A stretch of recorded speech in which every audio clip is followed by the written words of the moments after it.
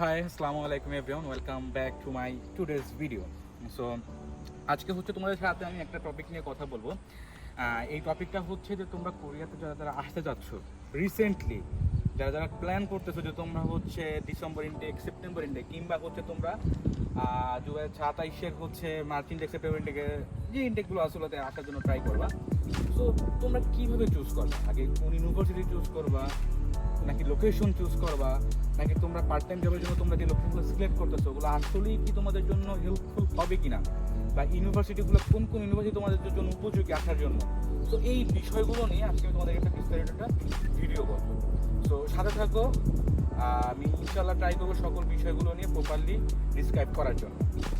তো আমরা অনেকেই আসলে টেন্স থাকি হচ্ছে আমাদের আসলে ইএপি প্রোগ্রামে আসা উচিত হবে, নাকি ব্যাচেলরে আসা উচিত হবে, নাকি হচ্ছে আমাদের যে কোয়ালিফিকেশন আছে এই কোয়ালিফিকেশন থেকে আমাদের কোন কোন ইউনিভার্সিটিগুলো চুজ করতে হবে।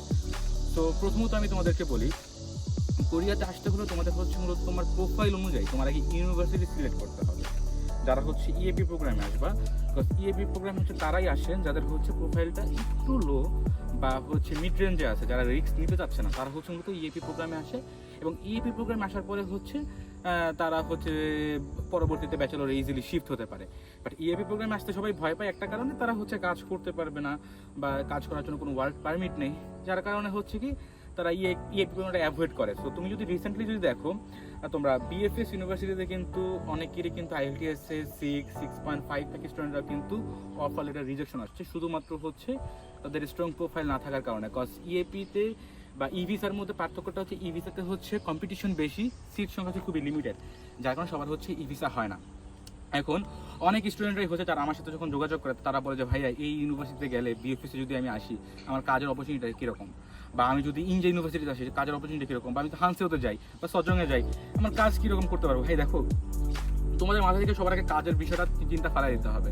তোমাদের প্রথমত ভাবতে হবে তোমরা কোরিয়াতে আসবা, কোরিয়াতে এসে তোমরা হচ্ছে স্টাডি করবা, দেন তোমরা কাজ করবা। তোমার প্রথমত তোমরা দেখতে হবে তোমার ভিসাটা হচ্ছে student visa, study visa. So এই ভিসাতে কাজের জন্য ফোকাস করে তোমাদের স্টাডি হবে না।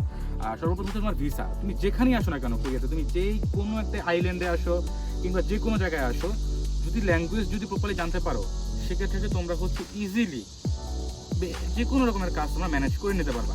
এখন কথা হচ্ছে যে তোমাদের জন্য কোন লোকেশনটা বেশি পারফেক্ট হবে। তোমরা হচ্ছে প্রথমত দেখবা যে কোন কোন ইউনিভার্সিটি ভিসা রেশিওটা আগে বেশি, ওই ভিসা রেশিওর উপর ডিপেন্ড করে তোমরা হচ্ছে প্রথমত ওই ইউনিভার্সিটিগুলো সিলেক্ট করবা।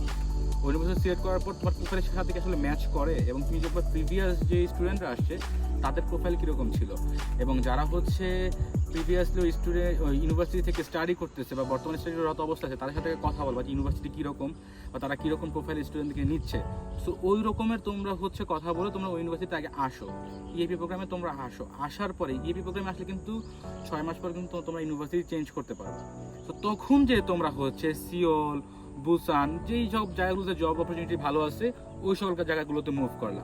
বাট তোমরা যে এখনই যদি ভাবো যে আমি কোরিয়াতে আসবো ভাইয়া, এই লোকেশনটা কেমন হবে, ওই লোকেশনটা কীরকম হবে, সো এগুলো ভাইয়া তোমাদের জন্য আসলে প্রপারলি ভালো হবে না। তোমাদের আগে হচ্ছে ভিসা হোক, দেন ভিসার পরে হচ্ছে আমরা আদার্স যেই জায়গাগুলো আছে ওগুলোতে আমরা শিফট হয়ে যাব।